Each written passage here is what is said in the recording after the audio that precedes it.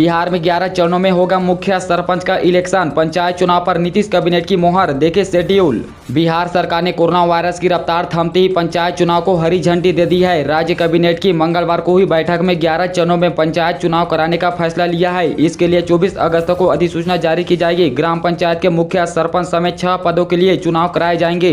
जानकारी के अनुसार बिहार में पंचायत इलेक्शन के पहले चरण का मतदान 24 सितंबर को कराया जाएगा, दूसरे चरण का 29 सितंबर, तीसरे चरण का 8 अक्टूबर, चौथे चरण का 20 अक्टूबर, पांचवें चरण का 24 अक्टूबर, छठे चरण का 30 नवंबर, सातवें चरण का 15 नवंबर, आठवें चरण का 24 नवंबर, नौवें चरण का 29 नवंबर, 10वें चरण का 8 दिसंबर और अंतिम व 11 चरण का मतदान 12 दिसंबर को कराया जाएगा। कैबिनेट की बैठक के बाद कैबिनेट विभाग के अपर मुख्य सचिव संजय कुमार ने यह जानकारी दी है।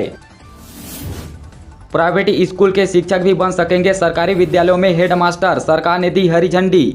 बिहार सरकार जल्द ही सरकारी विद्यालयों के लिए प्रधान शिक्षकों व प्रधान अध्यापक की नियुक्ति करने वाली है। बिहार लोक सेवा आयोग के माध्यम से इन पदों पर सीधी नियुक्ति की जाएगी। प्राइवेट स्कूलों के पात्र शिक्षकों को भी मौका मिलेगा।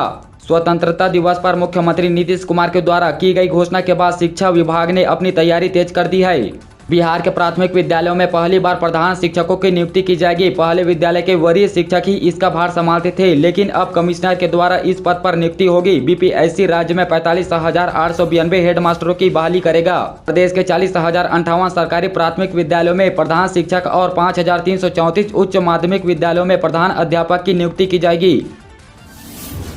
बिहार में नहीं थम रहा नाव हादसा, बेगूसराय में गंगा में डूबी नाव, 2 की मौत। बिहार में नाव हादसे थमने का नाम नहीं ले रहा है। बुधवार को बेगूसराय जिले में एक नाव हादसे की खबर सामने आ रही है। बताया जा रहा है कि नाव पलटने के कारण 2 लोगों की मौत हो गई। वहीं नाव में सवार आधे दर्जन लोग सुरक्षित निकलने में सफल हो गए। बेगूसराय के बछवाड़ा प्रखंड अंतर्गत चमथा दियारा के एक पंचायत में नाव डूब गई। घटना की जानकारी मिलने के बाद एनडीआरएफ की टीम भी मौके पर पहुंच गई। यह नाव हादसा गंगा नदी में हुआ है, जिसमें 2 लोगों की मौत की खबर सामने आ रही है। बताया जा रहा है कि नाव पलटने के बाद करीब आधा दर्जन लोग तैरकर बाहर निकल गए और किसी तरह अपनी जान बचाने में सफल रहे।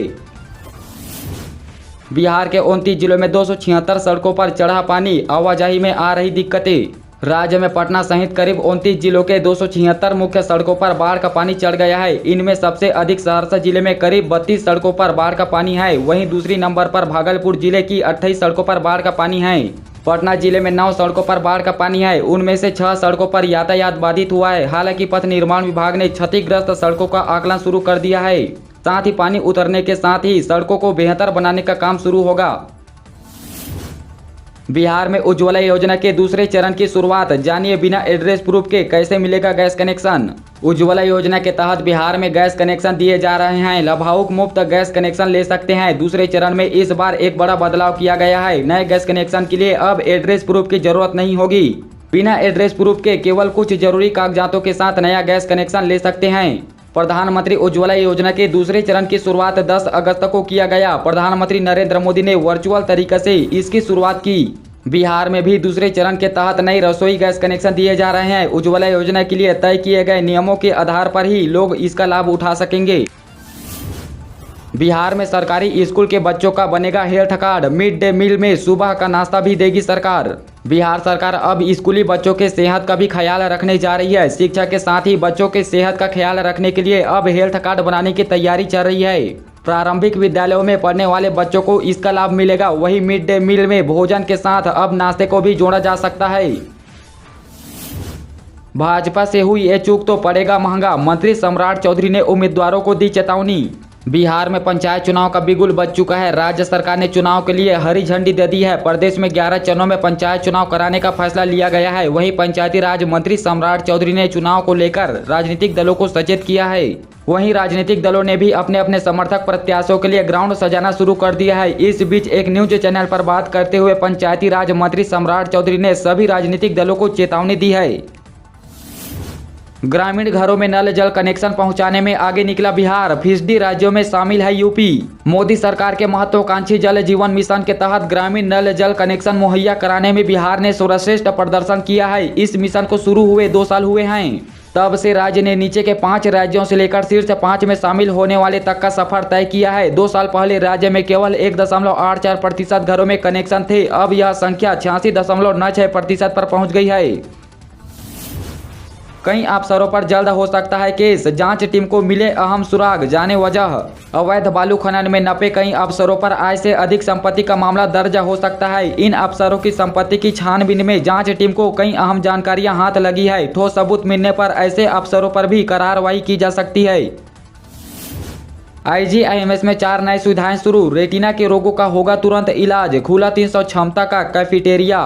IGIMS में अब क्षतिग्रस्त रेटिना का तुरंत इलाज संभव होगा। अस्पताल में डायबिटिक रेटिनोपैथी समेत रेटिना की तमाम बीमारियों की जांच के लिए OTC एंजियोग्राफी 70 लाख की इस मशीन से रेटिना के एक लेयर में गड़बड़ी की जानकारी मिल जाएगी। इसके साथ ही अस्पताल में कैफेटेरिया की शुरुआत भी की गई है। पटना जिले में पूरी तरह से मंद पड़ गई कोरोना की चाल, मिले 4 नए कोरोना मरीज।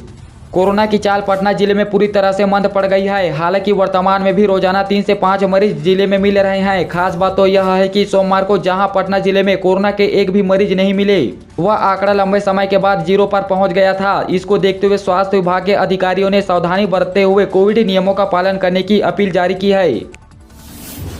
बिहार में खुलेंगे 43 सिलाई कटाई प्रशिक्षण केंद्र, कोरोना से मृत लोगों के परिजनों को भी मिलेगा प्रशिक्षण।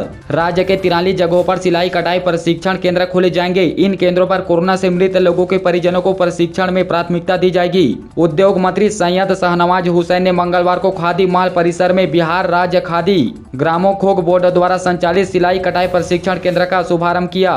इसमें 25 महिलाओं बच्चियों को 3 माह का प्रशिक्षण देकर उन्हें रोजगार के लायक बनाया जाएगा। उन्होंने कहा कि पूरे राज्य में ऐसे कुल 43 प्रशिक्षण केंद्र खोले जाएंगे, जिनमें खादी सूत कताई, रेशमी सूत कताई, खादी बुनाई समेत अन्य कई तरह का प्रशिक्षण कार्यक्रम चलाया जाएगा। तो चलिए दोस्तों, आज का खबर यहीं समाप्त हुआ। हमारा वीडियो अच्छा लगा हो तो हमारे वीडियो को लाइक कीजिएगा, साथ ही सब्सक्राइब करके रखिएगा ताकि बिहार से जुड़ी तमाम बड़ी खबर हर रोज आप तक पहुंचती रहे।